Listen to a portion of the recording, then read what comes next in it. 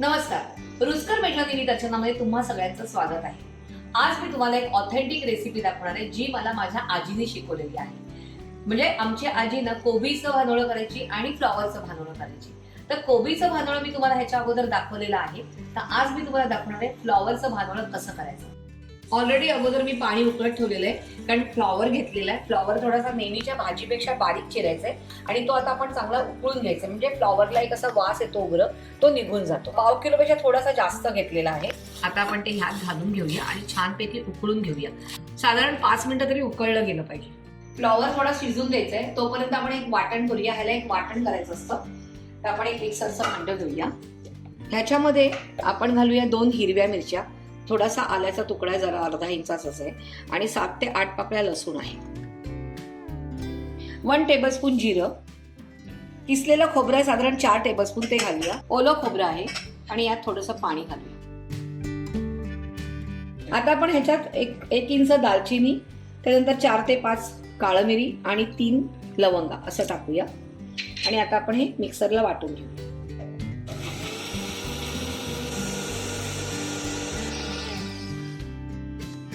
आता हे झालेलं आहे.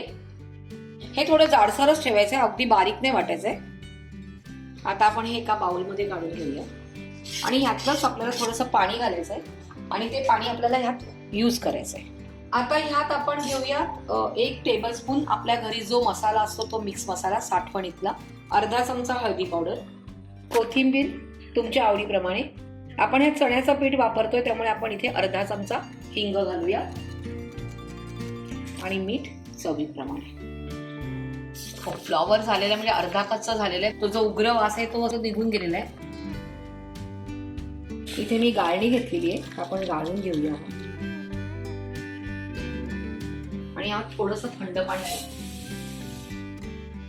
आता हा जो फ्लॉवर आहे तो आपण यात घालूया बाउलमध्ये. त्यानंतर इकडे मी 3 कांदे बारीक चिरून घेतलेले आहेत ते घालूया. त्यानंतर तेल घेऊया 2 टेबलस्पून आणि इकडे चण्याचं पीठ घेतलेलं आहे साधारण 150 ग्रॅम चण्याचं पीठ आहे ते घेऊया आणि ते ह्यात घालूया. आधी आपण चमच्याने मिक्स करूया कारण तो फ्लॉवर गरम आहे ना म्हणून, आणि नंतर मग हाताने कुस करून घेऊ सगळं. हे आता मिक्स झालेलं आहे. अजून ह्यात पाणी घालायची गरज नाहीये, त्यामध्ये जास्त पातळ होईल. कन्सिस्टन्सी अशीच पाहिजे त्याची, धड पातळ पण नाहीये आणि धड घट्ट पण नाहीये. आणि आता आपण काय करूया, पावभाजीचं मॅशर घेऊया आणि त्याने थोडंसं मॅश करूया म्हणजे छान ते मिळून येईल. आता हे छान मिक्स झालेलं आहे. आता आपण हे काढूया.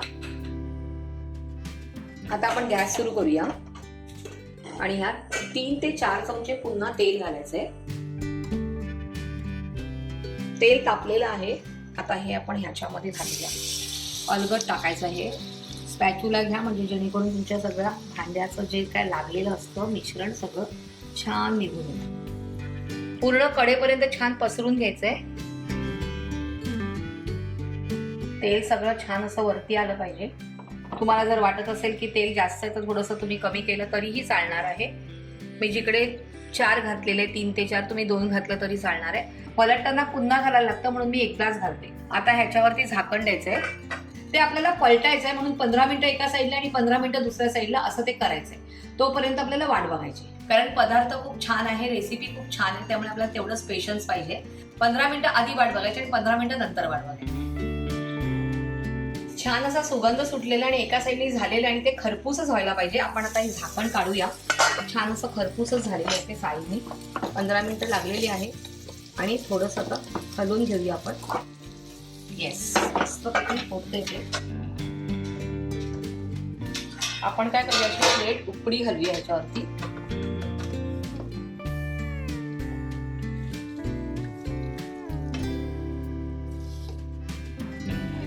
आता दुसऱ्या साईडने पण छान करून घ्यायचे आपल्याला. ते छान खरपूस झालेलं आहे आणि हा एवढा खरपूसपणा पाहिजे. हा पुन्हा याच्यावर झाकण द्यायचंय आणि पुन्हा 15 मिनिटं वाट बघायची. 15 मिनिटं झालेली आहेत. आता आपण हे काढून घेऊया. छान असा स्मेलच येतो याचा आणि हे ताट ह्याच्यावर ठेवूया.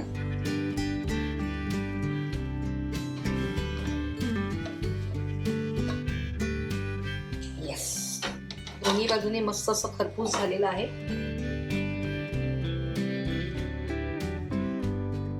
आता आपण कट करून घ्यायचे आणि याचे असे चौकोन चौकोन पीसेस करतात वडीसारखे. आता आपण प्लेटिंग करून घेऊया. गरमागरम फ्लॉवरचं भानवळं तयार आहे. खूप सुंदर लागतं. आमच्या घरचे सगळे वाट बघतायत कारण छान असा सुगंध पसरलेला आहे की आईची कधी लास्ट लिंक होते आणि आम्ही सगळं त्याच्यावरती ताव मारतो. कारण आमच्याकडे सगळ्यांना कोबीचं आणि फ्लॉवरचं भानवळं खूप आवडतं. तर तुम्ही हे करायचंय, कमेंट्समध्ये मला कळवायचंय आणि अशा छान छान रेसिपीसाठी रुचकर मेजवानी पाहत राहायचंय.